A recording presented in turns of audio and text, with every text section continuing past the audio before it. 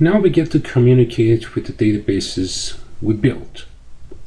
And we do all this using structured query language, SQL. What is a query? We send our questions to databases as queries. We built databases based on normalization rules and class diagrams we built from the beginning based on the business requirements and rules, and split the data into different tables. So all these records we need for answering a question, they might be in different tables. Tables we built based on those rules. If we need to use databases successfully, we need to know the database structure well. We need to know tables, fields, and relationship between tables. We need to maintain data integrity so that if we retrieve anything from a database, we're sure it's the correct data, and we need to control access for all users of the database. SQL language does work in 3 different areas. In data definition, we can create tables, create databases, drop tables or databases, add constraints, add and drop fields as columns to tables. Can do manipulation of data, insert new data, new records into database, updating records, retrieving all we need from a database, modifying the data, inserting the records back to the database, using tables, saved queries, and views. And these are database objects that we can create.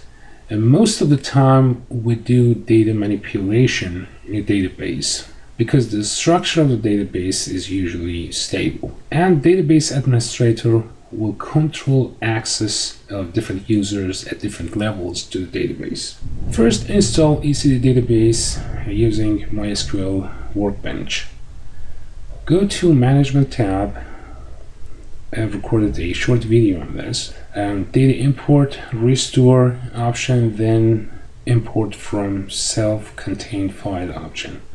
On the right side, go find and select the self-contained file you downloaded from Canvas, and that's the script to create a database, and click on Start Import. Wait until the progress indicator shows the process is finished, and then go switch to Schemas tab on the Workbench and do a refresh. If you don't see ECD schema, do a refresh and you will see the schema.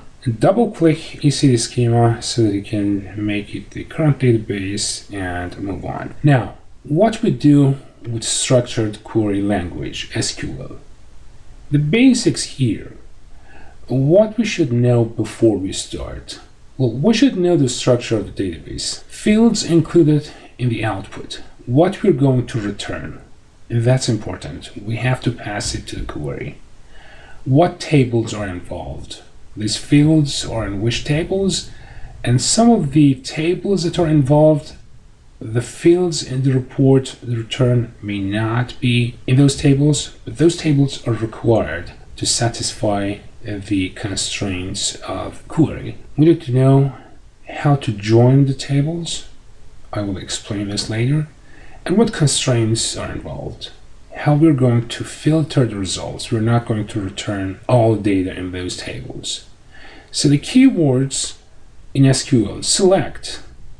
We start with select and then field names. Which fields are going to be returned, separated by comma, from keyword, and then we do have the table names. If that's one table, just one table name. If that's more than one table, tables with the join statement. Could be inner join, left join, or right join. We'll see examples later. And then the criteria for filtering results, where, for example, the price is more than $500, or where we have multiple criteria to filter the results. Sample questions. Electronics retailer. List all Sony TVs in inventory priced under $300. List all LG stainless food processors. Who's the customer? We just have the partial first name of the customer, starts with Vince and living in Colorado. Who's that customer? Search the partial string. how many customers are in zip code 68022. We're going to prepare flyers for them. Phone number and name of all customers who bought a 50 plus inch TV and a refrigerator of the same brand. Why we need that, we'll probably realize these are brand loyals. We're going to send them advertisement for the appliances. Or who is the best employee of the month in sales for each department, or email, phone, and name of customers who bought desktop computers but no tablets. We're going to advertise tablets for them. These are sort of questions we may ask, and a database will remember all of that. We can easily return the answers from a database. I have a list of frequently used SQL keywords. Most of the time we're going to work with these keywords. We'll select an application of that. List of fields that must return from tables where the constraints will list constraints. We do have keyword in, which provides a list of possible values to match the search criteria. It could be a list enclosed in a pair of parentheses. It could be the answer returned by a subquery, and then the main query will search that, see if it will match the criteria. Count. Well, we can do basic math. Count the number of records that match a specific criterion. Do some average, maximum, minimum, return them from a series of numbers. Keyword exists if the criteria is true. Based on the search we do in a query, distinct prevents repeating records and results. Between, comparing strings or numbers or dates and see if the number we're looking for or the record we're looking for based on one of those fields, the value is between the two numbers or two dates or two substrings we set here. Like for matching strings or partial string, sometimes combined with wildcards, order by, for sorting results, insert new data into a table, deleting and updating, removing records from tables, and updating, modifying existing data. Now examples. Using ACT database, list the category, brand, and price of all TVs. Alright, first of all, we need to know where we can find all these records. Category, brand, and price. Okay, so if we go to the database, we can see the category, brand, and list price, they're all in the same table, item. So we need just one table. First line of the query, select category, brand, list price, separated by comma, space. So we're telling the query, return these three fields. From which table? From item. Where? Well, we need to tell the query the category must match TV. So category equals TV, and then TV is a string. The same rule we use in spreadsheets. If there is any non-numerical value in a formula, must be enclosed in pair of quotations. The same rules here for SQL query. We have to enclose it because that's a string. And of course, before running, a semicolon. That's standard. So if you type this or copy this into a SQL editor of MySQL and run it, you'll get the same result as this. We go to the next question. We'll return category, brand, and price of all Sony products. So one more time, go here, category, brand, and list price are here, and the criteria is different, it's Sony. So we start to select category, brand, and list price from one table where brand like Sony. Okay, Sony is not numerical, so we need to enclose it in a pair of quotations. Well, single quote, double quote, doesn't matter, just be consistent. Both should be the same. And then I could use equal sign, brand equals Sony, or say brand like Sony. The advantage of like is that if you do have a partial string that might match different values, we can use like. We cannot use equal. We can use like and then continue with the partial string.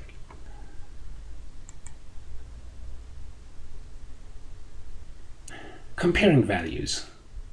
Category, brand, and price of items listed for under $300. One more time, the table is the same, just one table. We have to return the category, brand, and price. But then criteria, there's just one criterion, list price under 300. So we start with select, category, brand, and list price from the table, or list price less than 300. Or field name, comparison operator, and the value less than 300, and semicolon. And the query runs. Now, when we have more than one criterion, 2, 3, or more criteria, like this one, list of Sony TVs priced under $300. Well, the brand should be Sony, it should be TV, and the price should be under 300. Well, one more time, all these fields are in the same table. And we start with select. Select everything. Asterisk is the wildcard for everything. From one table item, where? Well, we need to include all those three criteria. Category, like TV, and. Well, this and here combines category with the next one, brand. Brand like Sony. And the third, list price less than 300, and semicolon at the end. So this query will return only those records that belong to a TV from Sony brand and the list price in range of under 300. Got two of them. Next question. And or are logical operators. And we can combine criteria in different ways using these two. Like returning a list of Sony TVs priced above 300 and Maytag freezers priced under 600. So the list we return should include a group of Sony TVs and a group of Maytag freezers. If filter out by either one of them, it will not include the other one. One more time, we'll see that the fields we need, they're all in one table. So we start the query by select, and then we'll continue. Like the previous query, select everything from item, where here we need to separate two groups. Category is TV, and brand like Sony, and list price greater than 300. We enclose them in a pair of parentheses. So we're telling the query processor that we need to process these three together, separate them from the others, and then follow the parentheses with or. One more pair of parentheses, including category freezer, brand like Maytag, and list price less than 600. And that's the end of the query. So if the item matches the first group, the first three, enclosed in the parentheses, please pay attention to the role of parentheses here. An item was matching all three here because we have and. An item included in the results must match all three criteria. Will be included, or it means include those plus the other group, freezer, Maytag, and under 600. So both groups will be included.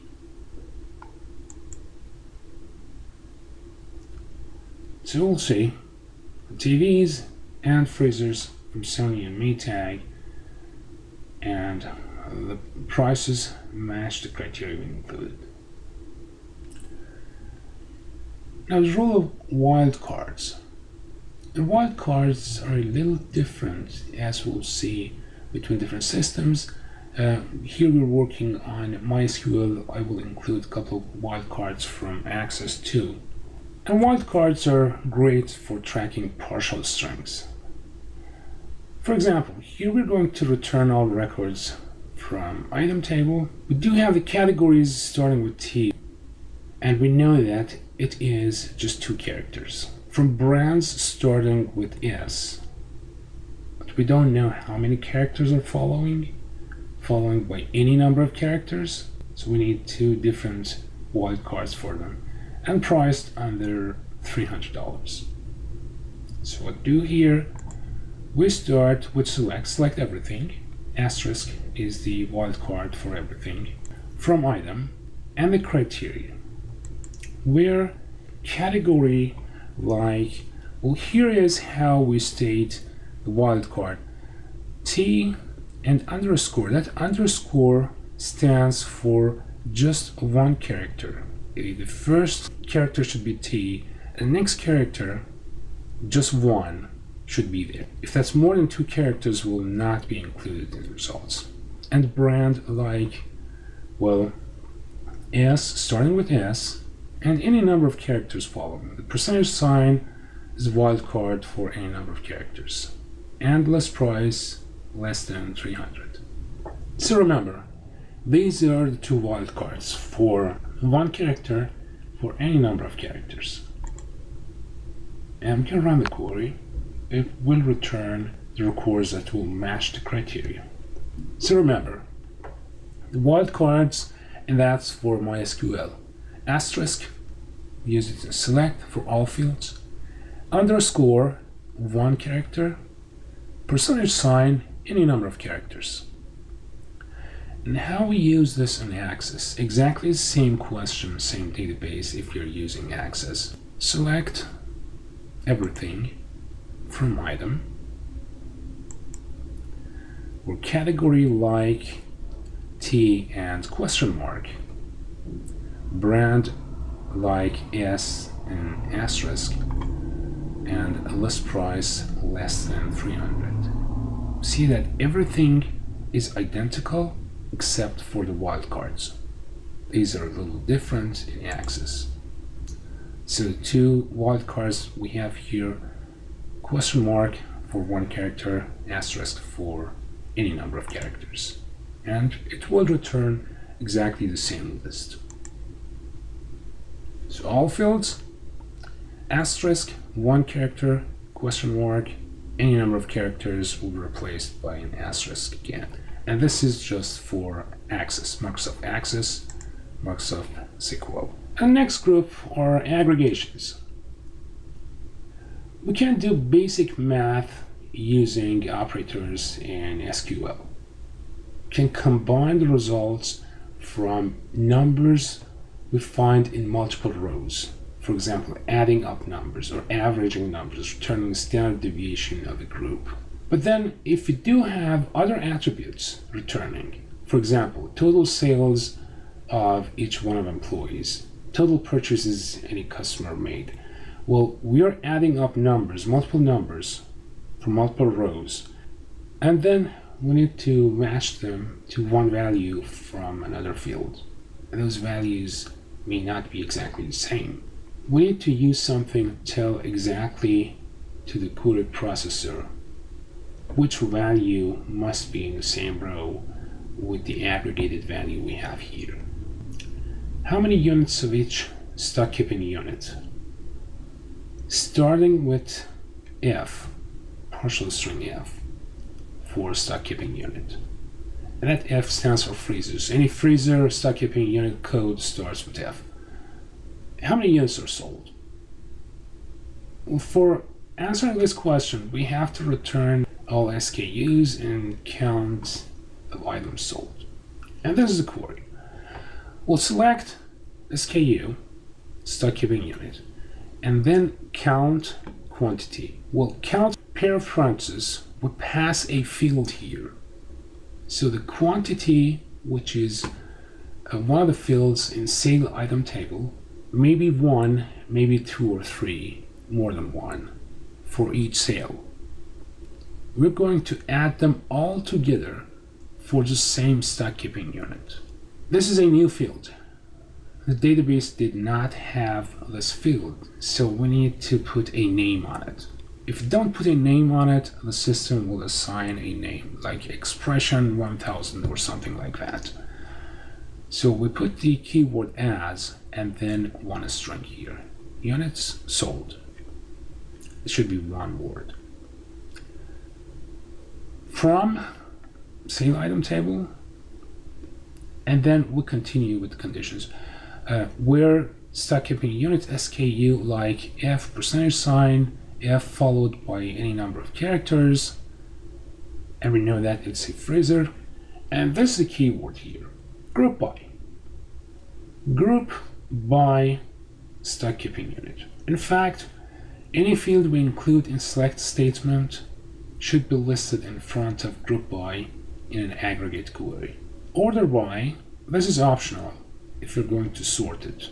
Order by count of those quantities, the value we calculated before in select statement, and then which way, ascending or descending. Well, DSC, desk, for descending, and then we end the query. And we get the list. We get stock keeping units, all starting with F for freezer. Our next example, what's the revenue generated from selling freezers? We want to put all the revenue generated from selling freezers, all brands. So where to find the data? One more time, that's in table sale item. We do have the quantity, we do have the sale price, we do have the stock keeping unit. Here we're using some additional information. We know that stock keeping unit starts with F. Otherwise, if you're not sure about that, if you don't have that kind of information, we need to connect this table to other tables that hold the data for freezers. Make sure that we're matching freezer with the quantity and sale price, and that requires joining tables, which is the next discussion. I'm using just one table in this PowerPoint. So what's the revenue generated from all freezers? And that's a query. Well, we start first with select stock keeping unit. Here we do have two operations, quantity times sale price. This is the inside of the parentheses calculated first. So for each sales transaction, for each item, quantity of the item is multiplied by the sale price, and then we add them up using sum. Then again, this is aggregate field. A new field did not exist in database. We need to put a name on it as freezer sales as one string. From the table, where stock keeping unit SKU, like, well, F %, starting with F with any number of characters following. Group by stock keeping unit. Group by is required here, and run. Here we did not sort it. Okay, this query is returning freezer sales for each one of those stock keeping units. Now, if you're going to return just one number, that's easy to do. Remove SKU from select, and we don't need group by anymore. So we use the same query as the base, remove SKU. The only statement here, the only field that is being returned is sum of the quantity times sale price from sale item. If we use access, the query is identical except for the wildcard. The %, we need to replace it with an asterisk. What we do with a pair of numbers, we're going to compare values to a range. Like how many sales transactions we had in January 2016. We're going to go back and look at the January sales and count the number of transactions we had. We do have different approaches to this. Well, first of all, where we do have all this information. If we look at the sale table, you can see sale date. All those dates are stored here, so we can verify if the sale transaction was in January. And so that's the only table we need. And then sale ID, we can count the sale IDs. How many sale IDs we have, and that's all we need. And here you go. Select count sale ID. Well, this is the sale ID field. We're counting that as transactions. That's the name we put here on the new field. From sale table, where sale date, well, this is the field we have. We store dates here as sale date between these two dates, the 1st of January and the last of January 2016. And this is the format that is acceptable for MySQL. Year, month, and day. Well, for the beginning and for the end. So between number and number. So these two are the both ends of the range, and they will be included. So any transaction in January 1st, any transaction in January 31st, they will be included. We could use a function that returns months. So the where statement could be like this, where month of sale date equals 1. Month is a function. If we pass a date to it, it will return the month as a number. And year of the sale date, year is also a function. We'll pass a date, it will return the year. So month is 1 and year is 2016. We could replace the last line with this. It would work exactly the same way. Between works for all data types. For example, here selecting first name, last name from customer, word last name between A and C. And sorted, use order by last name in ascending order. Starting from A, going to B and C. Well, there's a catch here. We need to be careful about using between for strings. If we run this query, we'll see that the database will return all last names starting with A and all last names starting with B, and not with C. And the reason is that between keyword looks up the starting character of the strings. So the end of the sequence must match exactly C. So for the numbers, if we include the second number, the search ends exactly at the same number. Here for the character works the same way. So if we include A and C, so the search stops at C. Last names starting with C will not return except that they are just C. So to make sure that you return a list of customers, last name starting between A and C, just make it between A and D. And having. Sometimes we need to apply limits to calculated values. Like, for example, we go back to the freezer sales query, return only those with cumulative sales more than $10,000. So we don't need anything sold less than $10,000, just those with more than 10,000 return results. Here we don't have that number already in a table. It's being calculated, and then we're going to enforce a limit, a filter on the values that are being calculated at the same time in the query. In this case, we need to use having. And the way it works, it's quite similar to where. And this is a query. Select stock keeping unit SKU and sum of quantity times sale price as freezer sales from sale item. This is exactly the same query we had before. SKU like, well, starting with F, following by any number of characters, group by SKU, and then at the end, having what we're going to calculate here, sum of quantity times sale price, exactly the same thing we had in the first line. As a number, we'll catch it. This sum of quantity times sale price greater than 10,000. and end of the query. And remember, the sequence of keywords must be exactly the same. Same way if we use select first and then from and then where, and then group by, having goes after group by. If you don't have group by, we'll having after where.